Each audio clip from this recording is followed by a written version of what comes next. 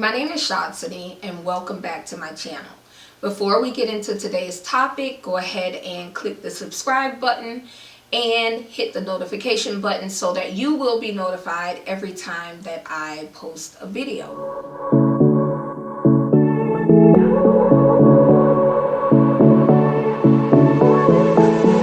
I have daddy issues. So I really didn't realize that I had daddy issues until I was an adult. I didn't know what to call it when I was younger. I just knew that I felt a void that I didn't know how to explain. So you guys know by now that my mom died. And on the day that my mom died, my dad came by the house and my granny basically said to him, if you're not ready to be in her life, then you should leave. Well, he left. And so I didn't only lose my mom that day, I realized that my dad intentionally did not choose me. He did not choose to be in my life. And I've heard someone say that when a dad leaves a daughter, he takes a piece of her soul with him. And she spends years trying to fill that void that he leaves when he walks out. I have spent so many years trying to fill the void that not having a dad did to me. I know it's common, it's, I think it's 1 in 4 households or 1 in 4 children does not have a father figure in their lives. So one of the things that a dad does, especially for a daughter, is to validate who she is. He teaches her what a relationship with a man looks like. Non-sexual relationship with a man looks like. That is your first relationship with a man. It's with your dad. I've heard someone call it the daddyless daughter ache. It's the void in your soul that really never goes away.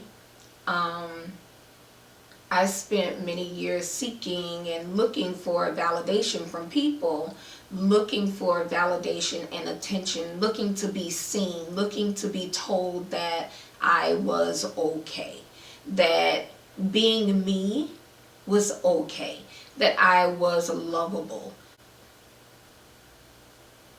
In different relationships that I've been in, I unconsciously believed that I was unlovable, that I was not good enough. My dad didn't even think enough of me to stay. Why would somebody else?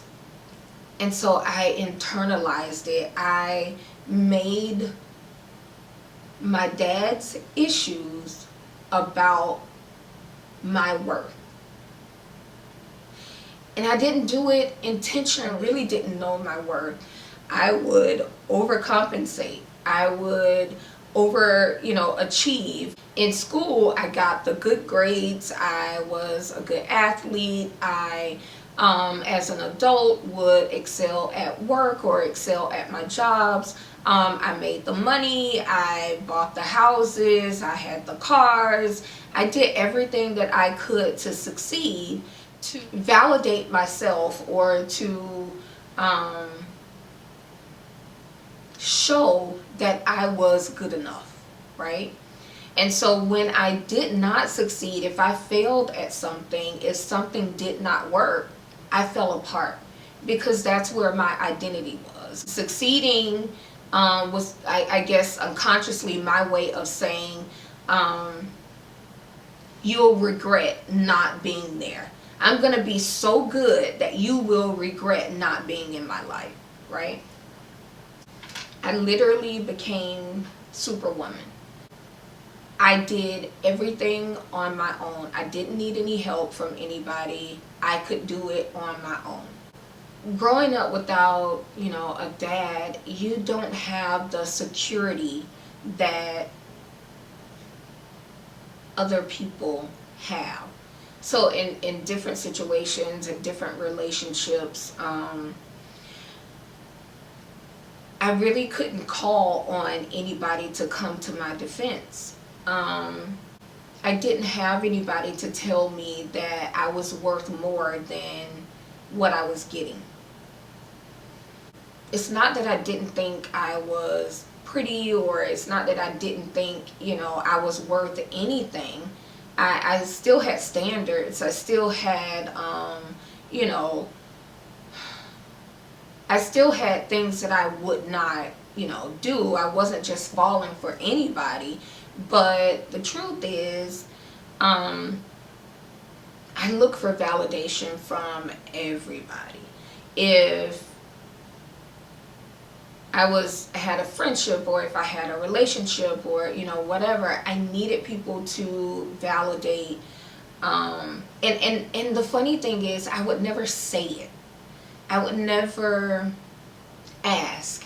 I would just overdo. I would overcommit. I would do things to get the validation. I would people please. I would go above and beyond to get that validation that I thought that I needed from people. And when I didn't get it, I fell apart. Right? I battled with depression. I really didn't have a good self-image. And being in a toxic relationship, I heard on top of that, that I wasn't good enough. It just piled on what was already there from my dad. So I've had to go through a lot of healing from that mindset, healing from the things that I believed about myself, healing from the ache of not having a dad. The first thing that I had to do is accept it. Accept that he wasn't there. And his not being there had nothing to do with my worth or my value. So the funny thing about me and my dad is, when I was older, an adult with a child, I realized, that I was in my 20s, the issues that I had, that I was struggling with at that moment, really was because he was not there. And so what I did was I had to locate him. But I was able to find his address. I wrote him a letter that may have been 5-6 pages. And I literally got out everything that I was feeling, the hurt, the things that I had not said over the 10 years that I hadn't seen him. I literally wrote it all out in a letter and I mailed it to him. Luckily, he responded to me and we were able to build a relationship and build actually a friendship for a couple of years before he died. But he was the funniest, most caring man, actually. And we would talk a couple of times a day at least. He was a really good person that had issues of his own. So don't allow, our parents were doing the best they could with what they had. That's not an excuse to say that what they did was okay. He had issues. He had things that he was dealing with, healing from, that he was taking care of as well. My dad responded. Your dad may not. And sometimes you have to learn to accept the apology that you may not get. My dad ended up apologizing to me on his deathbed. One of the biggest things that helped me to move on was to forgive him, to forgive my dad. The forgiveness had nothing to do with him, but it had everything to do with me releasing the pain and the hurt associated with holding on to it. I forgave him because the weight of carrying his absence in my heart was just too heavy. I saw him as a human being. I saw him as a person with flaws, not as my dad who should have been my superhero, but I saw him as a human being like myself with flaws that needs grace sometimes. He needed my grace, and I needed to be free from the pain that I was feeling as a result of him not being there. And so I forgave him. I chose to forgive him. And forgiveness, it frees you, and it also means that you're not living in the past anymore. You're not living based on what he did not do. So when I forgave him, we were able to build a new relationship from scratch, and we were able to move on and enjoy the time that God had given us together, which was only about 2 years, but those were really good. Those were really good 2 years, a 2-year relationship that we had. He was there for me in some of my darkest times, and I am grateful to him for that. One other thing that I had to do, and I had to learn to do, not having my dad in my life taught me, made it difficult for me to receive love. I didn't know how to receive love from a man. I didn't know how to receive love, genuine love. I knew what toxic love looked like because I had grown up with it. I knew what dysfunction looked like because I had grown up with it. But genuine, true love, I had no idea what that looked like. So what I had to do was allow God to love me the way that I needed to love. I had to let the love of God heal those places that were bruised, that were broken, because they were never validated, because they were never spoken into. I had to first learn who God was, or who God is, by learning His Word, by learning His character, and also learning what it meant for God to love me.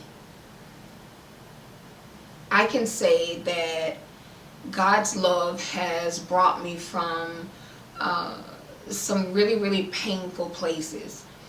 So if it had not been for God's love, I would still be searching. I would still be looking for that validation and needing somebody to tell me that I'm okay. I had to learn to stop looking to other people for validation. Only God can validate you at this. Where He knew you in your mother's womb. He knew you before you were conceived. He knows everything about you. So He knows who He created you to be. He sees what's in you that you don't see. Your heavenly Father can see what even your natural father can't see.